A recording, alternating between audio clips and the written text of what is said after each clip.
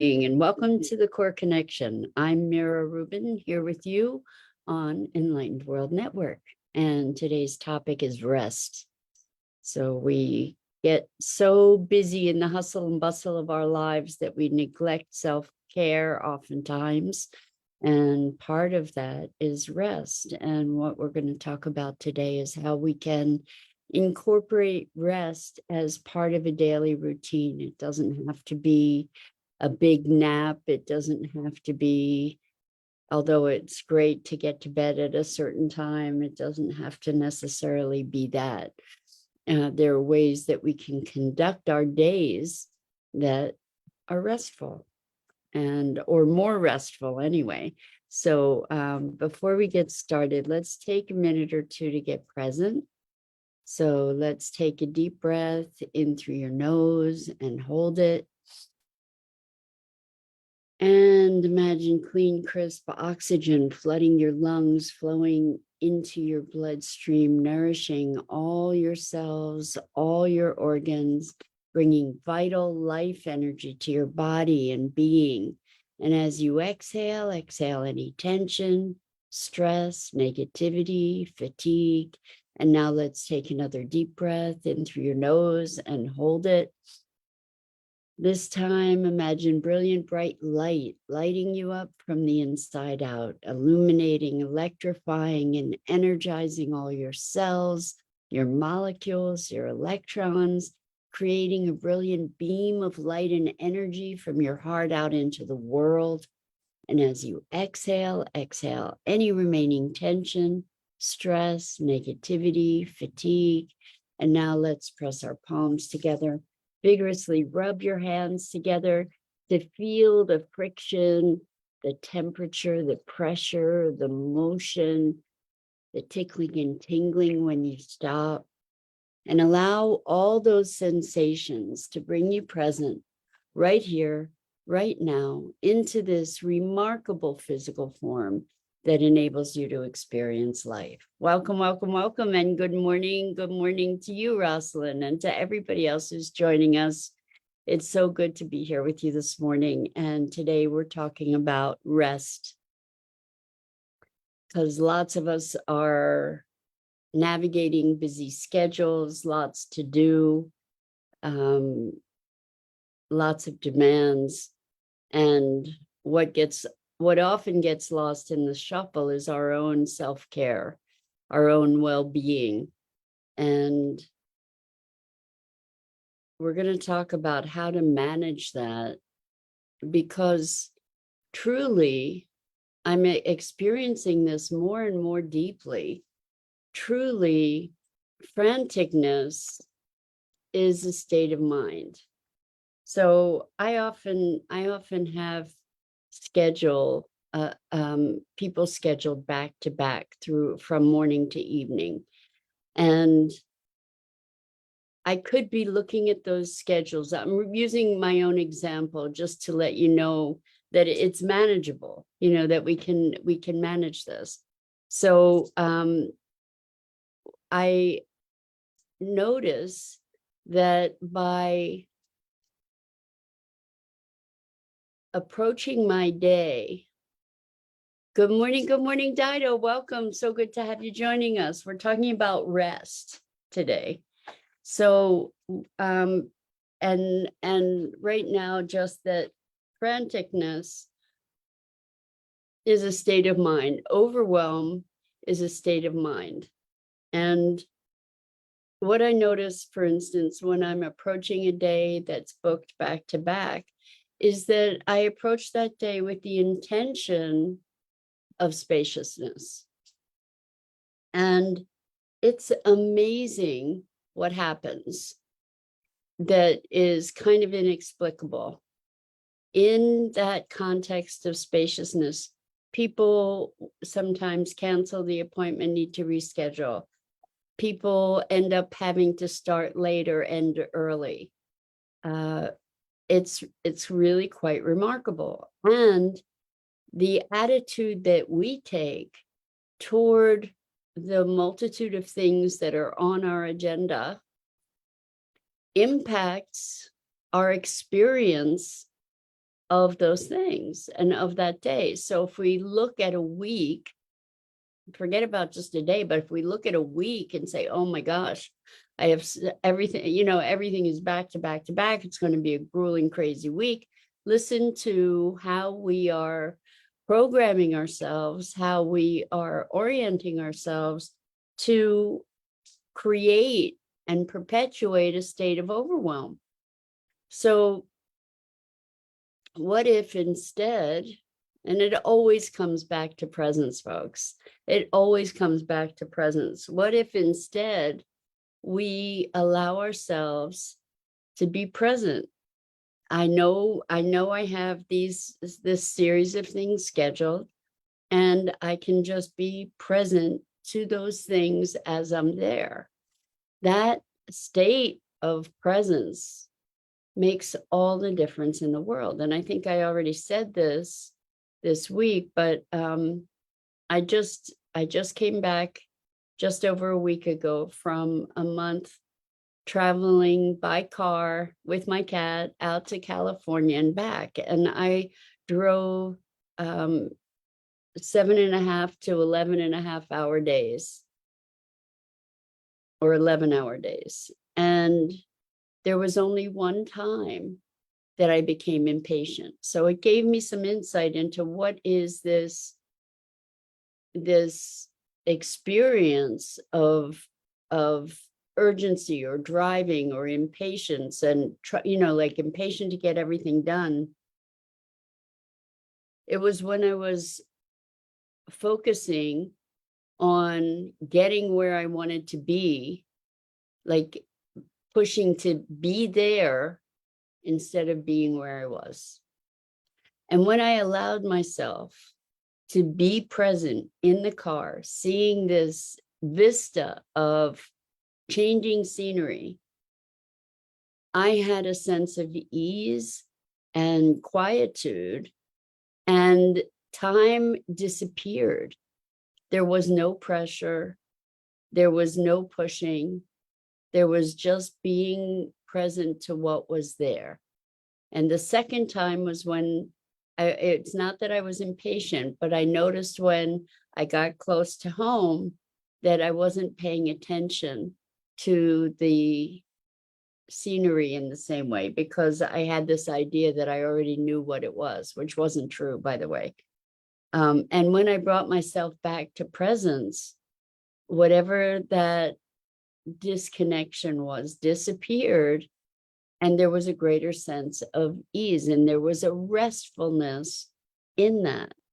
So when we are present, we're better modulating our nervous system.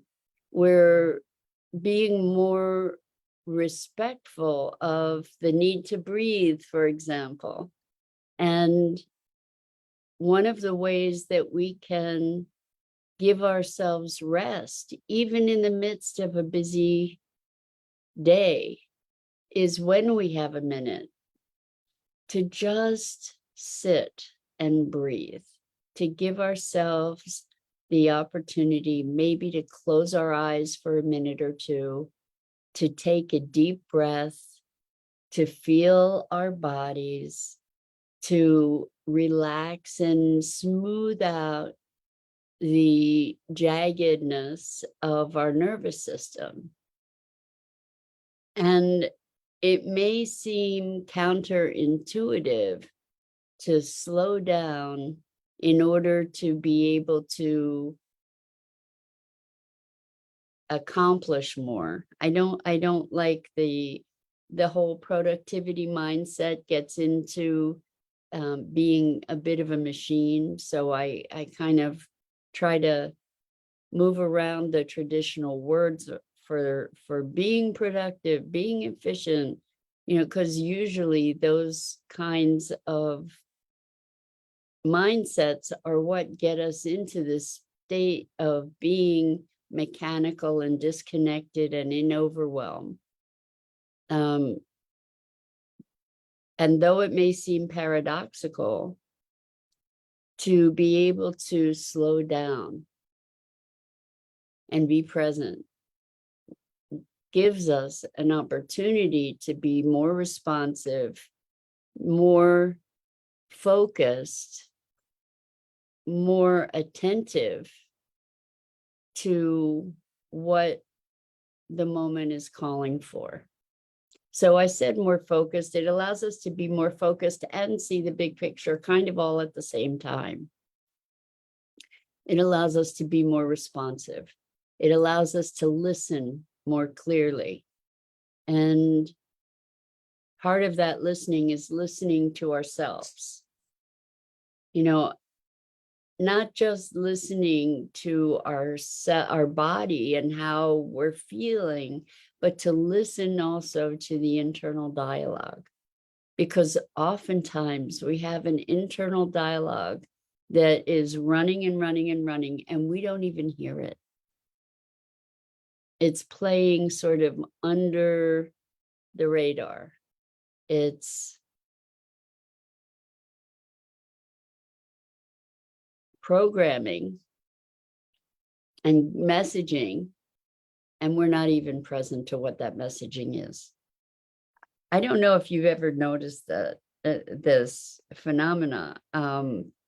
I actually have had moments where I kind of quiet myself and I notice that there's this whole thing going on under there that I didn't even hear, that I'm not even present to, that I'm not even orchestrating, not consciously. Like this whole conversation, all this jabber going on, and it's shocking to recognize it, to allow yourself to hear it. I don't think I'm alone in that phenomena. I'm going to guess that I'm not. I haven't really explored that with others to find out if there's this running dialogue or monologue going on underneath the surface, that it's always there, so we often just don't even hear it.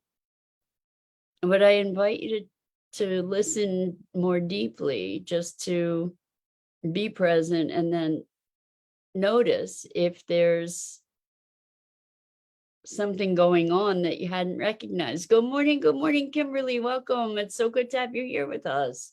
It's been a while. We are talking about rest. And this topic became something much more on my radar when I visited, and actually before I visited, but even more when I visited, a friend whom I've not seen for 35 years. Scary to be able to say that even, right? But she has long haul COVID, and her system is so sensitive that she has to be very, very, very tuned in to her energy. And rest is something that she has learned to respect as a high art form, I think. I don't know if she would say it was a high art form, but I think that her awareness around rest is much more deeply cultivated than most of ours. And the thing she said to me in coming home from my trip was, what I can say to you is rest. What I can recommend to you is rest. And of course, I'm not paying attention to that. And today it hit me, because today I just was whooped. I just was laid out, and after my first week back. And so it made me think of this notion of rest, and how, in truth, we can incorporate rest. It doesn't have to be something where we take a half-hour nap or a 2-hour nap, or where we go to bed at a certain time, although maybe all those things could be very helpful. But that we can conduct ourselves in a restful way, that when we start feeling our system getting all amped up and tense and constricted, we can take the moment to release and relax. And that in itself is nurturing and restful. We can take a minute, a literal minute, and close our eyes and breathe into our belly and relax our shoulders and calm our minds. We can take a moment for silence.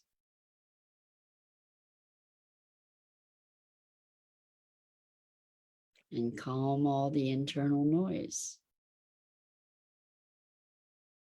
And then from that space of greater presence, by necessity, it's going to bring us more present. From that space of greater presence, then we can resume our activity. Our nervous system gets all tweaked. It gets all tuned up. And that has all kinds of ramifications for us.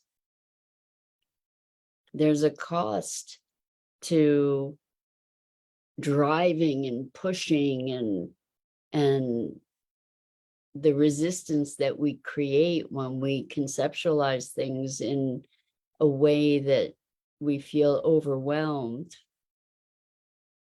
I just have to get through this. I just have to get through this. I can tell you that there have been many days in my life that I had pushed to say, I just need to get through the day. And I don't think I'm alone in that. But what if instead of, I just need to get through this, what if instead I can just be where I am in the moment? And that brings me to the exhaustion that so many of us feel in the face of grief and trauma. I have multiple people in my life who have had deep losses lately through death. And when we think about death and grieving, well, this is a topic for another day, I think, but it can be exhausting because it's so confusing and there's such a panoply of emotions, such a cascade of often conflicting emotions. And how do I be? How do I be? And when we allow ourselves to step outside of the story of how we should be, how we should be responding, to noticing what's there. And it could be feeling really crazy and manic because I should be sad, but I'm feeling fine. I'm feeling happy in this moment. And then the next moment, I'm just overcome by grief. We tend to make stories about it. We tend to try to constrain and restrict and control ourselves around our grief and around other emotions. And the biggest observation, recommendation that I can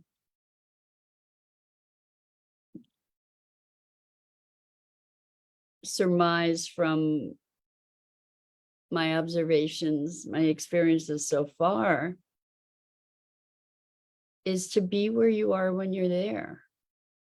And especially with grieving, there are moments where you're just going to be overcome with grief. And there are other moments where the loss isn't present at all. And the fear that we often have is that if we let go of the grief, we will forget the being of the dear one who has been lost.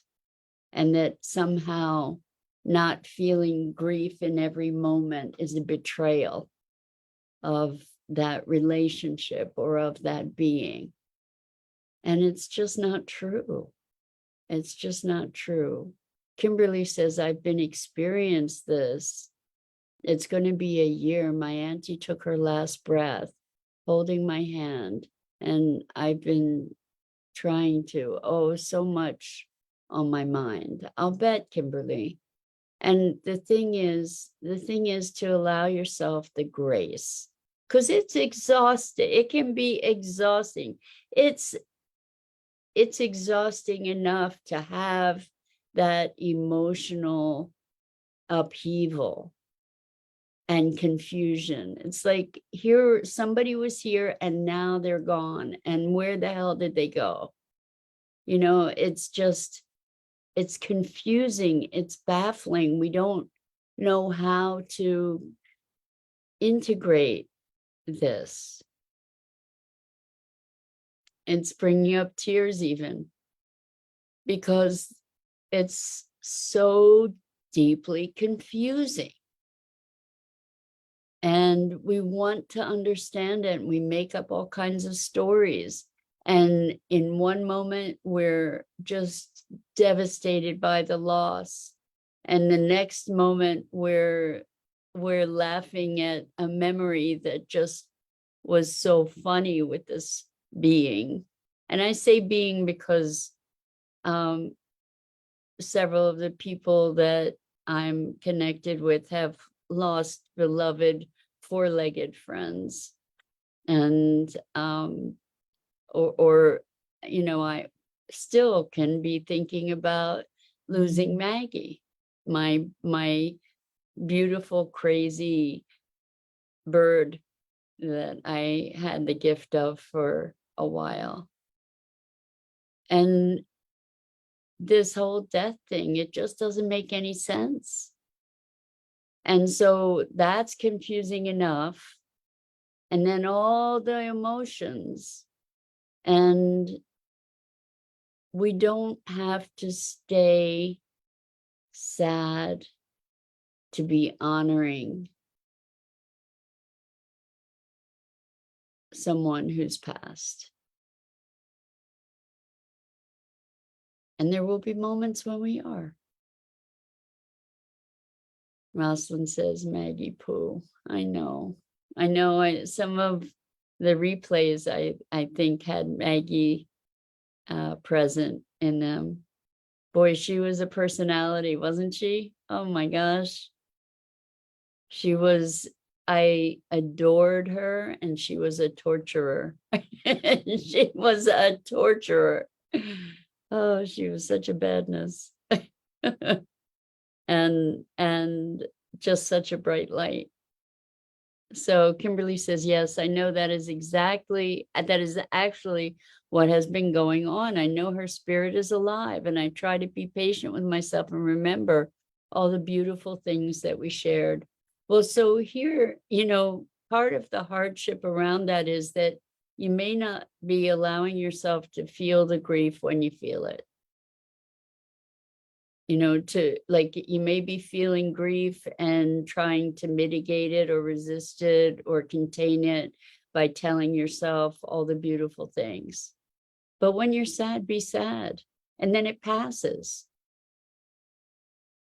I promise you, when you're sad, be sad. And if you're really being sad, without judging it, without trying to contain it or restrict it or control it, then it'll pass. And then something else will arise. And then you'll get sad again. And then that'll pass. And if you can just allow that, Kimberly says, yes, indeed. If you can just allow that, you're honoring your process. The sadness is energy. The love is energy. All the different emotions are energy. And we're talking about rest. So sometimes you just want to curl up and hide away. And the thing is that if we can allow ourselves to do that, to curl up and hide away without making a story about it, without justifying it, without fighting it, then there's a point at which we say, I'm done curling up and hiding away.